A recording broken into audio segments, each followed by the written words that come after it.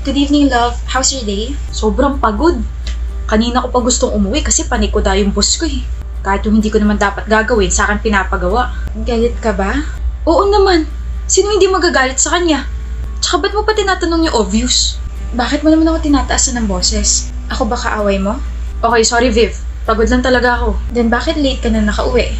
Naya ako ng boss ko mag-dinner. Sorry ko, hindi ko nasabi sa'yo to. So hindi ka na makakasabay sa akin kumain. Hinintay mo ko? Sabi mo kasi kaninang umaga sabay tayo. Pero okay lang. I can eat naman na ako lang mag-isa. I'm sorry talaga, love. Bawi ako bukas. Half bath lang ako. Sige, sandali. Ang bango ng perfume mo. Bumili ka ba ng bago? No. Pabango mo to. Talaga? Yep, bango, diba? Nakalimutan mo na ba? Yung mga ginagamit kong pabango, yung mga katulad nung sa'yo, yung mga matatapang, never ako gumamit ng vanilla scent o kahit na anong pambabaeng pabango. Love, kasi napadikit kasi sa akin yung boss ko during dinner. Sa kanya yata tong pabango na naamoy mo. Then bakit ka nagsinungaling? Para hindi ka na mag-overthink. Look, Viv, nagbago na ako. Hindi naman na kita lulukohin. Hindi na ako ng bababae. I swear napadikit lang yung boss ko sa akin. What did you say? Napadikit lang yung boss ko sa akin. Hindi. Nagbago ka na. Hindi mo na ako lolokohin. Hindi ka na ng bababae. So, ibig sabihin, ilang beses mo na ako niloko dati. Tama pala yung hula ko. Viv, wait. That was a year ago. Nagbago na ako, Viv.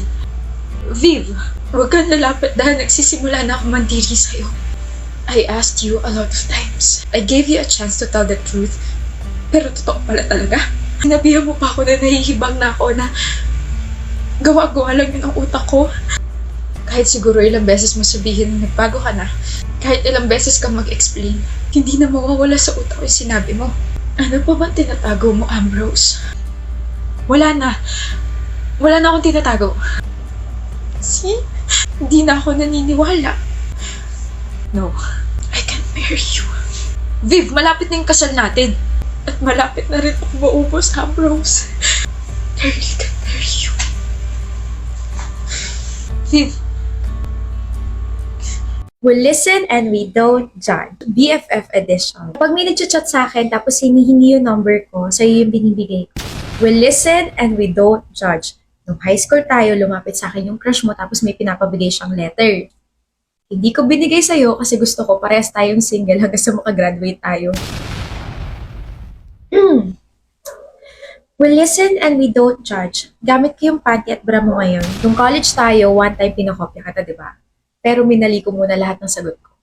Tapos nung nagreklamo ka sa akin na mababa yung score mo, I told you na mababa rin ako, pero ang totoo, mataas talaga yung nakuha ko. Kasi pinalitan ko yung mga sagot ko after mo kumopya. We listen and we don't judge. Nung nangaraling tayo, kumupit ako ng 50 pesos na nakuha natin, kahit na ikaw lang yung kumakanta tapos ako display. Nung nag-away tayo nung high school, pumunta ako sa bahay ninyo. Pero wala ka nito, nasa galaan ka. Tinago ko lahat ng mga bra, panty, tsaka socks mo para hindi ka makapasok. Oh my gosh, ka nagalit pa ako kay mami nun? Sorry. We listen and we don't judge. May mga times na 5 araw ko hindi naliligo. Girl! We listen and we don't judge. Same. Sorry pali. We listen and we don't judge. Mahal ko pa yung ex ko. Tapos, nagkabalikan kami kahapon. Andy, niloko ka niya. Sabi niya magbabago na siya. Sabi niya hindi niya na ako sasaktan ulit. Sabi niya hindi na siya magloloko ulit. Okay? We listen and we don't judge. No. I listened and I will judge you.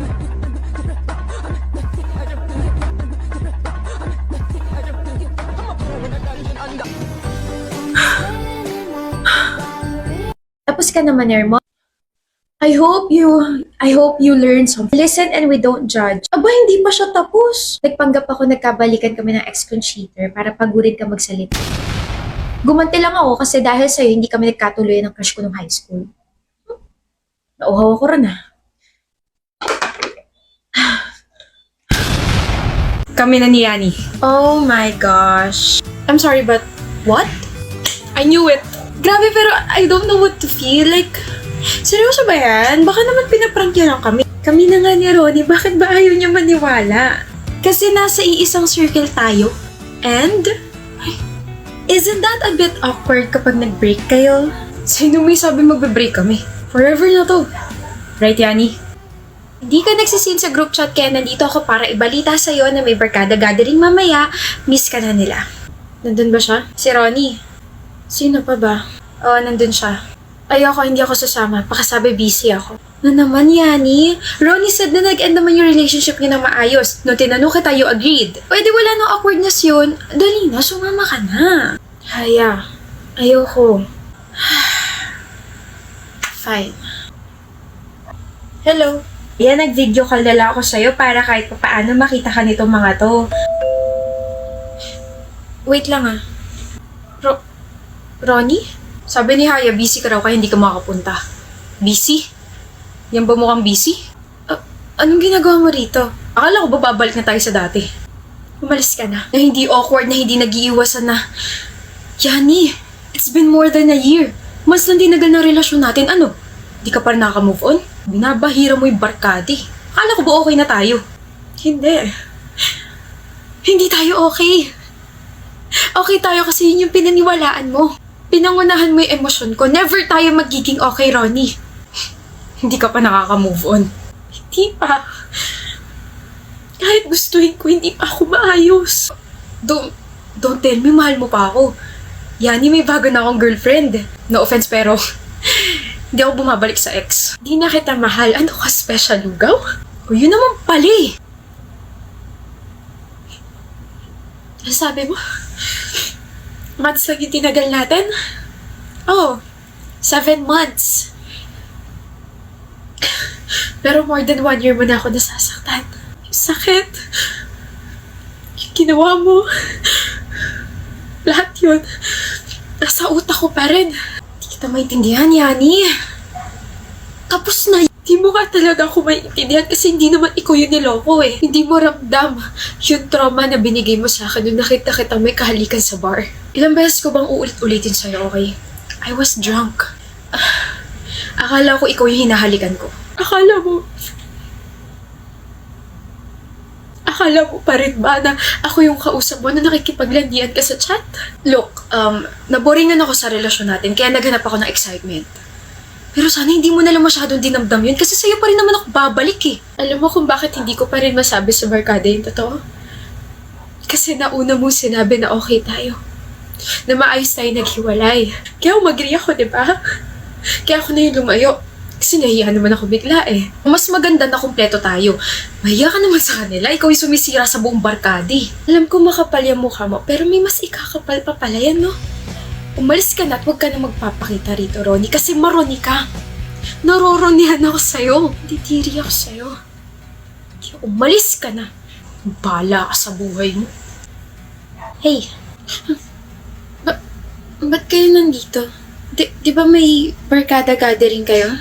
Meron nga at dito namin gaganapin. Huh? Hindi kasama si Ronnie at never na siyang sasama sa barkada. Bakit? Hindi mo na-end yung video call natin kanina, so we heard everything.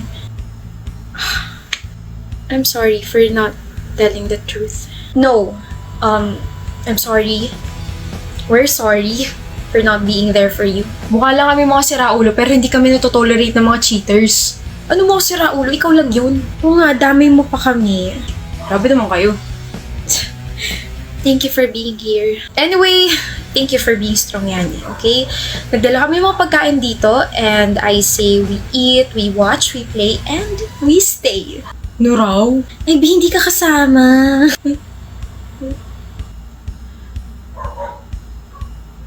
Hep? Baka di mo na ako napansin.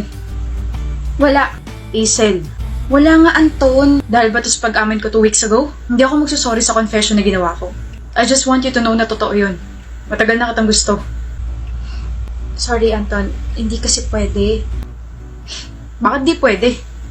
Ayoko ma-distract. Distraction lang talaga ako para sa'yo? Oo. Okay, Yulo.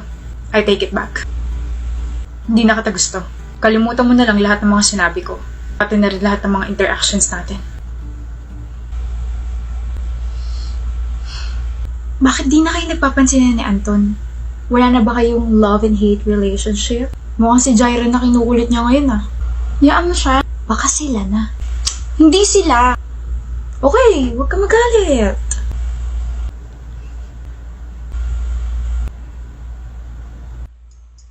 Hoy, congratulations, Azel! Hoy, ako lang to. Ano ka ba? Yulo.